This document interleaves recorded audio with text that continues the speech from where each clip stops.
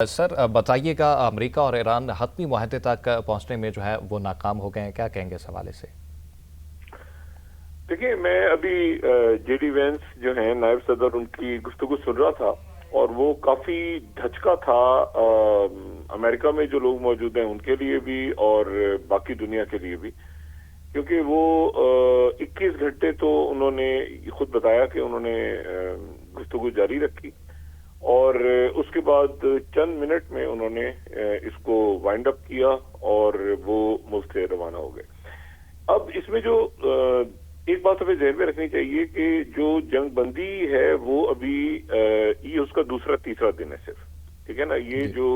अभी जाहिर है कि ये 2 हफ्ते और ये एक्सटेंड भी होगी और सब कुछ होगा। इससे पहले ये इतलात आ रही थी कि जी ये आज के दिन भी मुज़ाकरात चलेंगे और इसके दूसरे राउंड्स भी होंगे, और ये अमेरिका की तरफ से भी कहा जा रहा था और ये ईरान की तरफ से भी कहा जा रहा था, लेकिन एब्रप्टली ये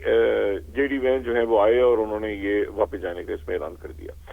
अच्छा, इसमें उन्होंने ये भी कहा कि मैं मार्को रूबियो से भी राब्ते में रहा, मैं प्रेसिडेंट ट्रंप से भी राब्ते में रहा, और मैं, लेकिन वहां अमेरिका में ये सूरत हाल है कि प्रेसिडेंट ट्रंप और मार्को रूबियो जो है वो इस वक्त एक मैच हो रहा है उसमें बैठे हैं, और तकरीबन वो पिछले 1 घंटे से उस मैच को, वहां पर एक फाइनल मैच है, कोई खेल कूद हो रहे हैं, तो उसमें वो मौजूद हैं। अब इस दौरान जो है ये भी बड़ी एक संजीदा बात सामने आ रही है कि जब ये मुज़ाकरात खत्म हो रहे थे या उनके नायब सदर जब ये प्रेस कॉन्फ्रेंस कर रहे थे, तो ये प्रेसिडेंट ट्रंप नहीं देखा उन्होंने, और वो उस मैच में मसरूफ थे जिसकी ज़ाहिर फुटेज वगैरह और वो सारे मामला वहां पर मीडिया पे आ रहे हैं। हालांकि उनको यहाँ पे होना चाहिए था इस पूरे के पूरे किस्से को। दूसरी जो बात है वो गालिबन वो ये है कि जो चीज इरिटेंट, उन्होंने बात तो जेडी वैंस ने की कि जी हमें जो मसला नजर आ रहा है वो मसला उन्होंने बयान किया कि जी न्यूक्लियर के हवाले से और एनरिचमेंट के हवाले से, लेकिन इसमें यकीनन और भी इश्यूज, जो बुनियादी बात हमें समझ में आ रही है इस वक्त, 2-3 इरिटेंट्स हैं जो कि नहीं तय हो सके। एक तो इरिटेंट है जो कि आबनाए हुर्मुज़ का इशू है कि आबनाए हुर्मुज़ को कैसे आगे लेके चलना है और कैसे वहां पे उसके क्या पॉइंट्स होंगे, किस तरह से वो आबनाए हुर्मुज़ को आगे देखा जाएगा। क्योंकि इस दौरान आप देखेंगे 2-3 मुतज़ाद खबरें आई। एक तो खबर ये आई कि वो अमेरिका के जो माइन स्वीपर्स हैं वो एंटर हो गए हैं उनके, और वो ईरान की तरफ से भी कहा गया कि वो नहीं एंटर हुए और उनको आने की इजाजत नहीं दी जाएगी। तो ये दरमियान में एक जो है वो इरिटेंट हमें गुफ्तगू में नजर आया। फिर दूसरी बात हमें ये नजर आई कि जो लेबनान है वहां पर सीज फायर नहीं हो पा रहा। अच्छा, रात को इस प्रेस कॉन्फ्रेंस से कुछ 1 या 2 घंटे पहले ये खबरें आई कि जी हिजबुल्लाह को रोक दिया गया है ईरान की तरफ से कि वो जवाब ना दें, और हिजबुल्लाह की तरफ से ये बात आई कि हमारे ऊपर लेबनान में जो वाइट फास्फोरस है वो इस्तेमाल हुआ है, और वाइट फास्फोरस की वहां पे उसके नतीजे में जो आखिरी यानी जो उन्होंने बॉम्बिंग्स की हैं इसराइल ने, वो उसमें वाइट फास्फोरस इस्तेमाल हुआ है। लेकिन उसके बावजूद ईरान ने ये कहा कि आप अभी रिटेलिएट ना करें, क्योंकि उसके नतीजे में यहाँ पे मुज़ाकरात जो हैं वो खत्म भी हो सकते हैं, टूट भी सकते हैं। उसके बाद वहां पे लेबनान में थोड़ी सी कमी आई इसराइल की तरफ से, लेकिन वाइट फास्फोरस उन्होंने बहुत बड़ी तादाद में बॉम्बिंग वहां पे कर दी थी शहर में। अच्छा, तो एक लेबनान का इशू अपनी जगह खड़ा रहा कि इस पूरे किस्से में जब यहाँ पे मुज़ाकरात चल रहे थे तो नेतन्याहू ने लेबनान जो बड़ा बुनियादी इशू था, और वो आपको पता है कि शहबाज शरीफ साहब के ट्वीट में भी लेबनान का मसला था, तो वो जो एक आम तासुर ये है इस वक्त कि नेतन्याहू ने बात नहीं सुनी, और नेतन्याहू ने जब ये मुज़ाकरात हो भी रहे थे तो कल नेतन्याहू जो है वो मीडिया पर आया और उसने कहा कि अमेरिका जो भी बात कर ले, इसराइल जो है वो ईरान के खिलाफ अपने मामलात को जारी रखेगा दीगर इत्तेहादियों के साथ मिलके।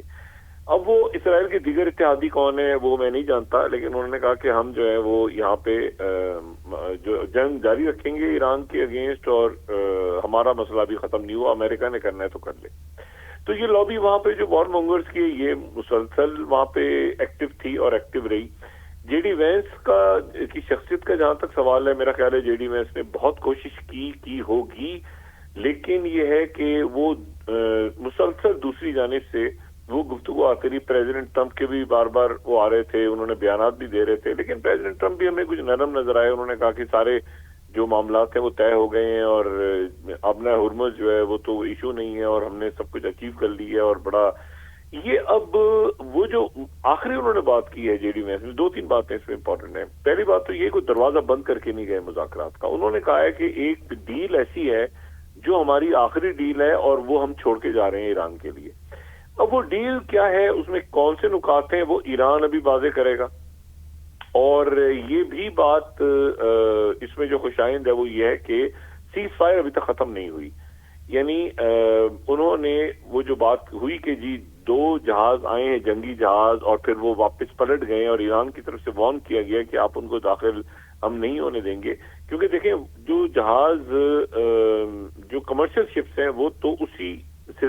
حساب سے جاری ہیں جو کہ ایران نے کنڈیشنز لگائی ہوئی ہیں. جنگی جہازوں کو وہاں سے پلٹا دیا گیا، مائن سویپرز کو. اور دیکھیں اس مرحلے پہ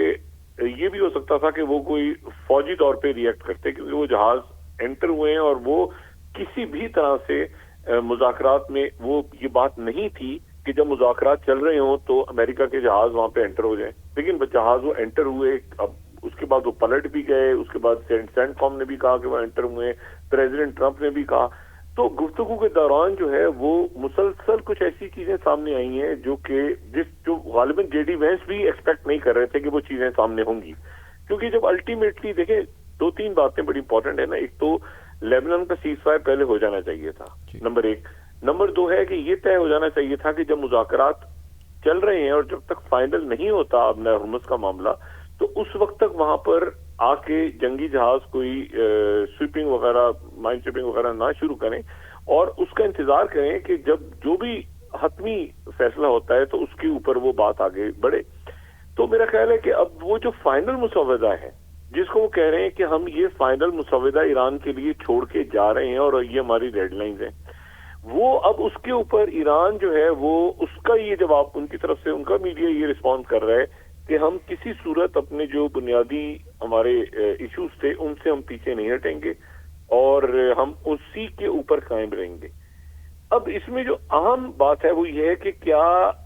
جو مذاکراتی عمل ہے یہ جاری رہے گا، کیونکہ ایک ڈیل وہ چھوڑ کے گئے ہیں. اس ڈیل یعنی آپ یوں اس طرح سے سمجھ لیں کہ وہ یہ مذاکرات جو ہیں یہ کسی مسودے پہ نہیں پہنچے. نمبر 1 ایک تو بات انہوں نے یہ کی نا کہ ایران نے ہماری شرائط ماننے سے انکار کر دیا ہے، جو ہم سن بھی رہے ہیں، اور ہماری بیسٹ ڈیل ٹیبل پہ موجود ہے. اچھا اب وہ جو بیسٹ ڈیل یعنی ایک آفر موجود ہے ٹیبل پہ لیکن مسودہ سائن نہیں ہوا، تو اب یعنی یہ بھی نہیں ہم کہہ سکتے کہ مذاکرات ختم ہو گئے ہیں، مذاکرات کا سلسلہ ختم ہو گیا ہے، رپچر ہو گیا ہے، ایسا نہیں ہے. ایک انہوں نے کہا ہے کہ ہم ڈیل چھوڑ کے گئے ہیں اور ہم وہی ہماری فائنل ڈیل ہوگی، اور ایران کی طرف سے کہا گیا ہے کہ جی ہم اپنے جو مطالبات ہیں ان کے اوپر ہم قائم ہیں اور انہی پہ ہم بات کریں گے. اب یہاں پر دیکھنا یہ ہوگا کہ وہ دیکھیں میڈیا میں چیز آ جائے گی. اس سے پہلے تو بالکل میڈیا کو کوئی معلومات نہیں دی گئی، کوئی کسی قسم کا انٹریکشن نہیں ہوا، کچھ نہیں ہوا. یہ بات میڈیا میں آ جائے گی یقیناً کہ کیا صرف نیوکلیئر ایشو تھا یا اس کے علاوہ بھی ایشو تھے. کیا ایشو جو ہے وہ